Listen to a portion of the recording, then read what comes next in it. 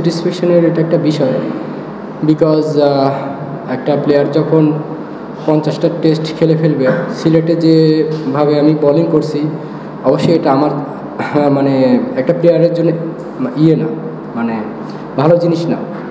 এতগুলো টেস্ট খেলার পরে এরকম বোলিং, তারপরে কামব্যাক করছি, আসলে এটা একটা ভালো লাগার বিষয়। আর সবচেয়ে বড় বিষয়টা যে টিমকে আমি হেল্প করতে পারছি।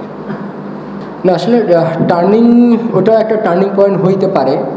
আর সবচাইতে মেন জিনিসটা যেটা ছিল যে আমাদের প্রত্যেকটা বলার একটা সময় এসে যখন আমরা অনেক টাইট বোলিং করছি, কয়েকটা ওভার মেড ইন হয়েছে, তো আসলে এই মুভমেন্টগুলো একটা টেস্ট ম্যাচে খুবই ইম্পর্টেন্ট। যখন একটা পার্টনারশিপ বোলিং হয় তখন হয়তো বা একটা উইকেট পড়ার চান্স থাকে, হয়তো বা সেই কাজটাই হয়েছে।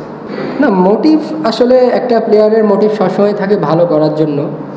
তো আসলে আমার কাছে মনে হয় যে একটা প্লেয়ারের সবচেয়ে ইম্পর্টেন্ট জিনিস যেটা হচ্ছে ডিসিপ্লিন।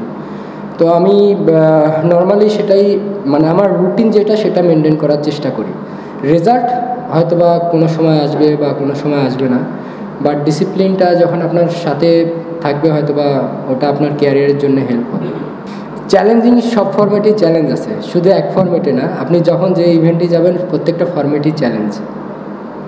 না আসলে টেস্ট ক্রিকেটটা হয় কি যে আপনার একটু আগে বললাম যে পার্টনারশিপ বোলিংটা অনেক ইম্পর্টেন্ট। উইকেট যেমনই হোক, দেখা যাচ্ছে অনেক সময় যে ফ্ল্যাট উইকেটেও অনেক সময় উইকেট পড়ে, বাট অনেক সময় দেখা যাচ্ছে যে ভালো উইকেটেও মানে উইকেট পড়ে। বাট এখানে বিষয়টা এরকম যে আপনার পার্টনারশিপ বোলিংটা কতটুকু হচ্ছে আমাদের ব্যাটসম্যানকে যখন আমরা প্রেশার দিব তখন উইকেটের আসার চান্সটা বেশি থাকে। আর আপনি অবশ্যই সিলেটের উইকেট আর এখানকার উইকেটের অনেক ডিফারেন্স আছে, বাট ওরা একটা সময় কিন্তু খুব ভালো খেলতেছিল। তো আমাদের তখন একটাই প্ল্যান ছিল যে আমরা মানে বাড়তি কোনো কিছু না করে আমরা যেন একটা ডিসিপ্লিন ওয়াইজ যেন তাদের রানটা আটকে রাখতে পারি। এবং এখানে অনেক সময় এমন রেকর্ড আছে যে 150-200 রানের পার্টনারশিপ হয়েছে, একটা উইকেট পড়ার পর সাথে সাথে 2-3টা উইকেট পড়ছে। তা আমাদের এইভাবেই আমরা আগাইছি আর কি। একটা সত্যি কথা কি যে একটা প্লেয়ার যখন অনেক দিন পরে ম্যাচ খেলে, পরপর ম্যাচ খেলে, তার জন্য পারফর্ম করাটা ডিফিকাল্ট। সেই জায়গা থেকে বলবো যে নাইম টিমকে অনেক বড় হেল্প করছে এবং খুবই মানে ভালো একটা সময় 2টা ব্রেক থ্রু দিছে, যেটা আমাদের টিমকে অনেক হেল্প করছে আর কি। না, বিষয়টা এরকম না। বিষয়টা হচ্ছে যে যখন একটা বলের সিম বা বল পুরান হয়ে যায় তখন এক ধরনের থাকে, আবার নতুন বল যখন হাতে পাবো তখন এটা আরেক রকম থাকে। তো সব কিছু মিলে যে আমরা যখন পুরান হয়েছে বল তখন আমরা কতটুকু রান সেভ করে থাকতে পারি, বা আমরা যখন নতুন বল পাবো তখন আসলে এরকম উইকেটে খেলাটা ডিফিকাল্ট।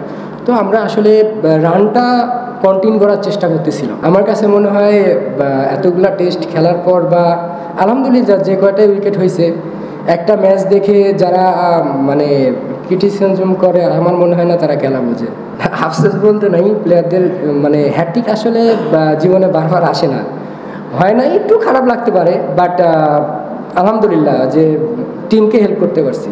প্রত্যেকটা প্লেয়ারেরই স্বপ্ন যে আমি সেরাদের থেকে সেরা হব। তো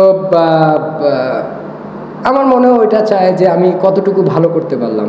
তো আসলে প্লেয়ারদের জীবনে সত্যি কথা বলতে কি স্যাটিসফ্যাকশন জিনিসটা আসে না যতক্ষণ না আমি অনেক দূর যাইতে পারবো। তো আমার ক্ষেত্রে যে আমি চেষ্টা করবো যে যত দূর যায় আমার মানে সাকিব ভাইকেই ছাড়াইতে হবে।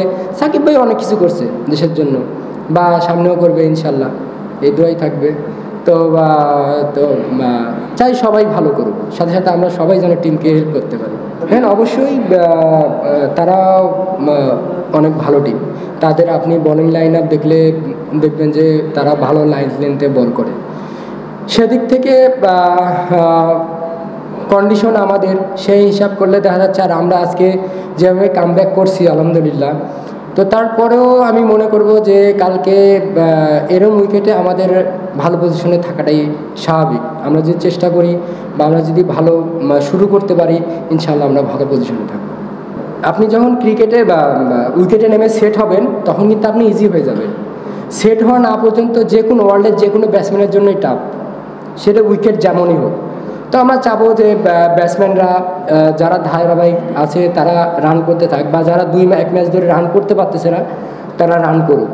তো আসলে আলটিমেটলি ক্রিকেট খেলাটা রানের খেলা, তো ইনশাল্লাহ আমরা ভালো কিছু করব না। আসলে এটা হচ্ছে যে অন্য বিষয়, আপনার উইকেটের বিহেভের সাথে পুরানো বল কী হবে, নতুন বল কী হবে, এটা হচ্ছে ইম্পর্টেন্ট। আমার মনে হয় না এটা এখানে ডিসকাস করার বিষয়। আসলে আমার কাছে মনে হয় যে আমরা যে ভালো বল করছি এই ক্রেডিটটা আমাদের দিতে যাচ্ছেন না। হ্যাঁ, তো আলটিমেটলি ওরা কিন্তু পার্টনারশিপ করছিল, আমরা তো কাম ব্যাক করছি।